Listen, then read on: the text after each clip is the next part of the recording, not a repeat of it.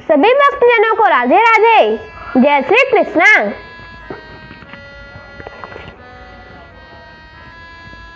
संक्षिप्त गरुड़ पुराण अध्याय 142 भगवान के विभिन्न अवतारों की कथा तथा पतिव्रत महात्म्य में ब्राह्मण पत्नी अनुसुईया एवं भगवती सीता के पातिव्रत का आख्यान। ब्रह्मा जी ने कहा, वेद आदि धर्मों की रक्षा के लिए और आसुरी धर्म के विनाश के लिए सर्वशक्तिमान भगवान हरि ने अवतार धारण किया और इन सूर्य चंद्र आदि के वंशों का पालन पोषण किया। ये अजन्मा हरि ही मत्स्य कूर्म आदि रूपों में अवतरित होते हैं। मत्स्य का अवतार लेकर भगवान विष्णु ने युद्ध कंटक हैग्रीव नामक दैत्य का विनाश किया और वेदों को पुनः पृथ्वी पर लाकर मनु आदि की रक्षा की।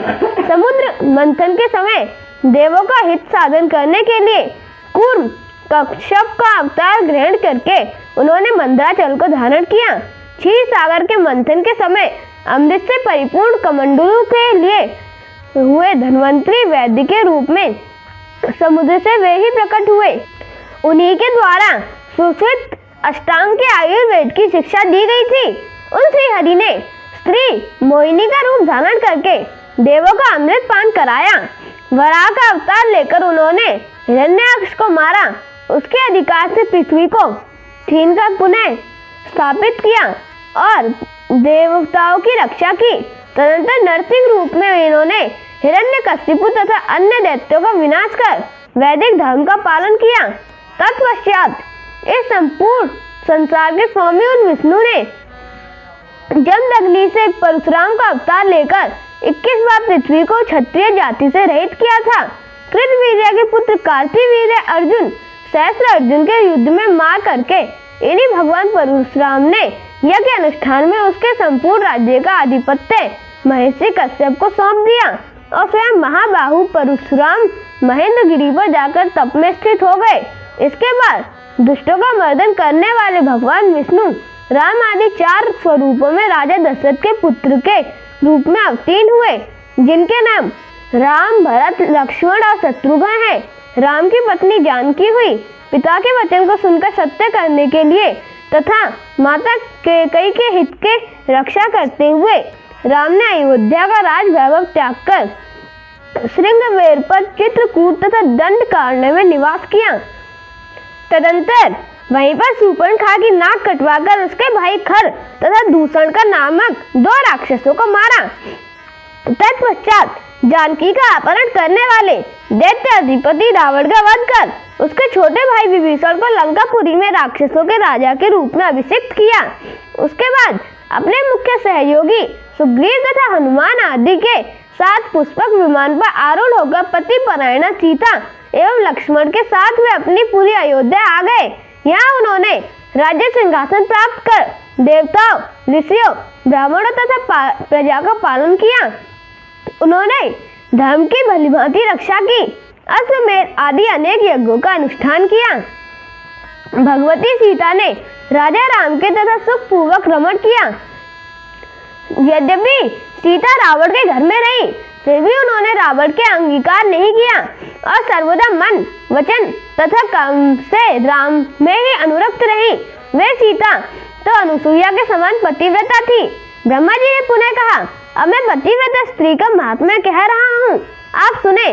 पुराने समय में प्रतिष्ठानपुर में कौशिक नाम का एक कुष्ठ रोगी ब्राह्मण रहता था। उस ब्राह्मण की पत्नी अपनी पति के देवता के समान ही सेवा शुश्रूषा करती थी।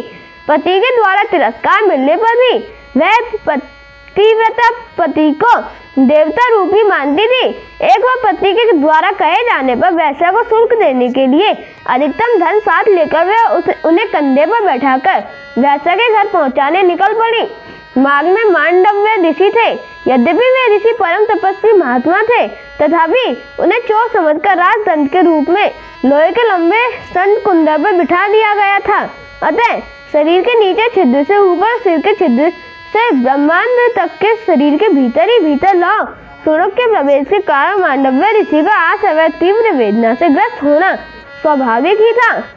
इसलिए मांडव्य ऋषि वेदना के अनुभव से स्वयं को बचाने की दृष्टि से समाधिस्थ हो गए थे। कुष्ठ व्याधि युक्त ब्राह्मण कौशिक की पतिव्रता पत्नी रात में ही अपने पति की इच्छा के अनुसार वैश्य के यहाँ जा रही थी। इसलिए अंधकार रहने के कारण अपने पत्नी के कंधे पर बैठे कौशिक ने मांडव्य ऋषि को नहीं देखा और अपना पांव स्वभावतः हिलाया डुलाया।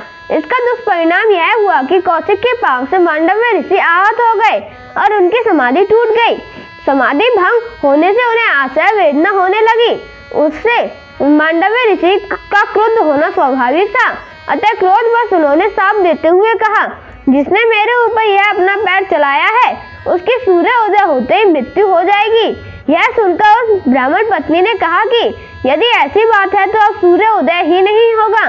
इसके बाद सूर्य उदय न होने से बहुत वर्षों तक निरंतर रात्रि ही छाई रही, जिससे देवता भी भयभीत हो गए। देवताओं ने ब्रह्मा की शरण ली। ब्रह्मा ने उन देवों से कहा कि पतिव्रता के इस तेज से जो तपस्वियों को तेज का भी हाथ हो रहा है, पातिव्रत धर्म के महात्म्य से सूर्य देव उचित नहीं हो रहे हैं। उनके उदय न होने से मानवों और आप सभी को यह हानि उठानी पड़ रही है। अतः सूर्य उदय की कामना से आप सब अत्रि मुनि के धर्म पत्नी तपस्विनी पतिपरायण अनुसुईया को प्रसन्न करें। वे ही सूर्य उदय करके पतिव्रता ब्राह्मणी की पति को भी जीवित कर सकती हैं। ब्रह्मा जी की कथा अनुसार अनुसुईया की शरण में जाकर देवताओं ने उनकी प्रार्थना की। देवताओं की प्रार्थना से अनुसुईया प्रसन्न हो गई। अपने तपय प्रभाव से सूर्य उदय करके उन्होंने ब्राह्मण की पत्नी कौशिक को जीवित कर दिया। इन महा तपस्विनी पतिव्रता की अपेक्षा सीता और अधिक पतिपरायणा थी।